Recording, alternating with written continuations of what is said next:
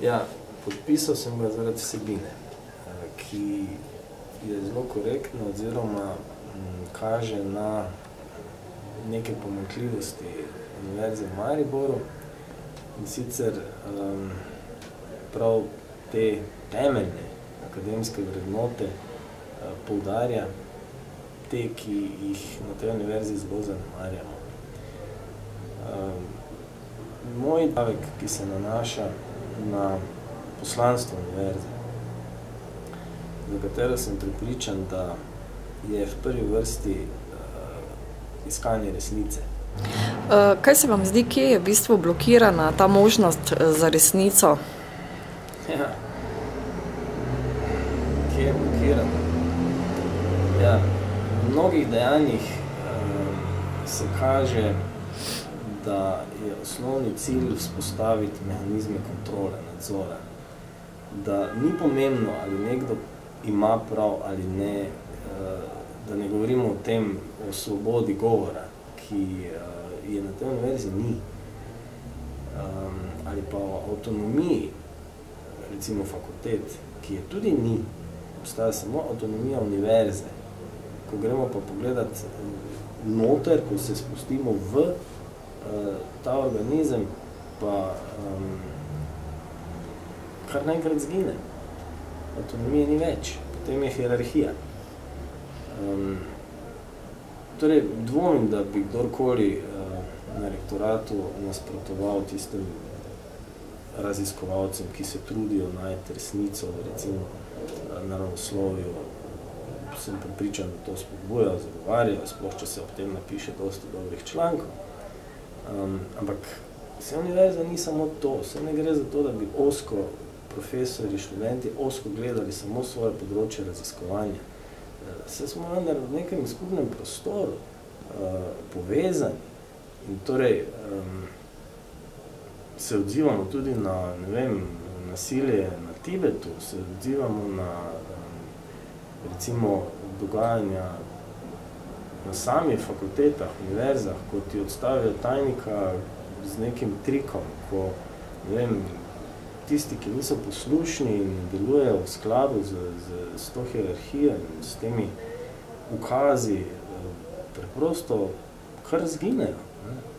Zdaj, v zadnjem času so znani vsaj 3 primeri na Univerzi v Mariboru. Eden je neizvolitev dr. Fištravca v imenovanje docenta, potem njegova redna odpoved iz krivdnih razlogov, odstavljanje od tajnikov, administrativne delavke dobivajo druge pisarne, ki se imenujejo vratarske linice. Je bil to vzgib, je tu v bistvu prekipelo? Se to že ves čas je pravzaprav nezadovoljstvo zelo, zelo veliko. Sam sem to v zadnjem letu lahko precej dobro detektiral oddaji, ki jo vodim na Radio Marš, ki je v prvi vrsti namenjena predstavljanju profesorjev, torej boljši povezavi profesori, študentje, ampak hočeš nočeš smo se vedno potem dotaknili tudi vzdušja na univerzi, pa seveda primerjav med našimi drugimi, ogromno profesorjev pozna vse še eno drugo univerzo, pa veliko teh in so tudi predavali in še predavajo na njih in nehote so se pač besede padli tudi na to, da ne govorimo po oddaji, v off the record pogovorih, ko so vsi odkrito, brez izjeme, rekli, da takšnega strahovladja še niso doživeli in da so resno zaskrbljeni. Zdaj, med prvimi podpisniki ste vi, dr. Fištravec, dr. Vesna Vuk-Godina, dr. Križman kot senior, upokojen že. Zdaj, nekako pavšalna ocena je padla, menda celo, da bi se to krog nekih ljudi, ki nimajo zadostnih točk za imenovanja v razne ali docenture redne, izredne profesorje. Je to res, kakšna je vaš status na univerzi? To so res take pavšalne in pravzaprav žalostne ocene. Diskreditacija je običajno najlažja, kratkoročno najlažja pot, da se rešiš nasprotnika oziroma tistega, ki drugače misli. Težko bi za doktora Križmana rekli, da ni vrhunski strokovnjak bil v svojem obdobju, sigurno, da zdaj, ko je upokojen, se s tem več ne ukvarja, ampak zagotovo so njegova dela na področju materialov izjemna. Se je pa pokazalo, da očitno ni pogodil njegovo razmišljanje, njegovo govorenje tisti liniji rektorata in rektorja.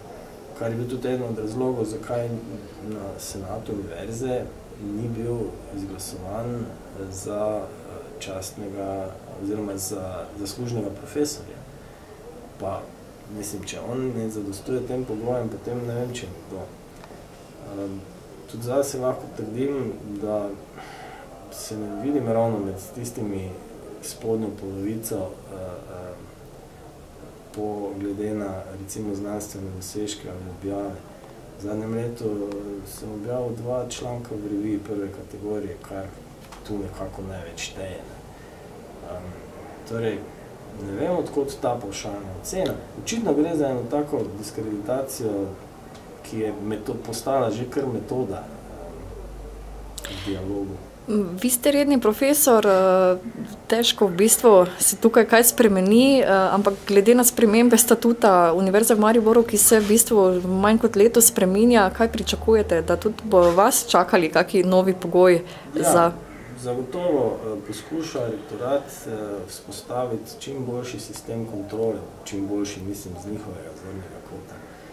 Torej sistem kontrole, ki bo omogočal, da bodo vsakogar, ki ni na liniji, na najpreprostejši možni način odstrani.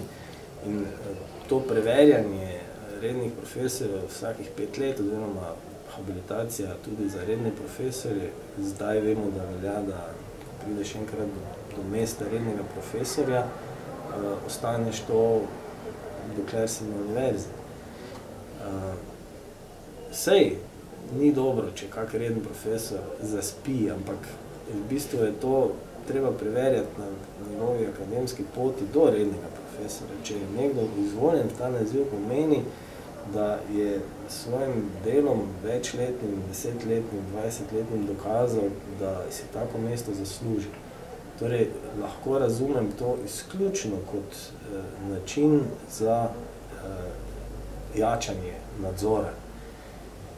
So pa še druge stvari, ki se na univerzi dogajajo in dokazujejo, da vse gre v smeri izključno tega povečevanja nadzora, eno zelo jasno hierarhično strukturo, ki z neko učinkovitostjo, kreativnostjo nima čisto nič skupnega.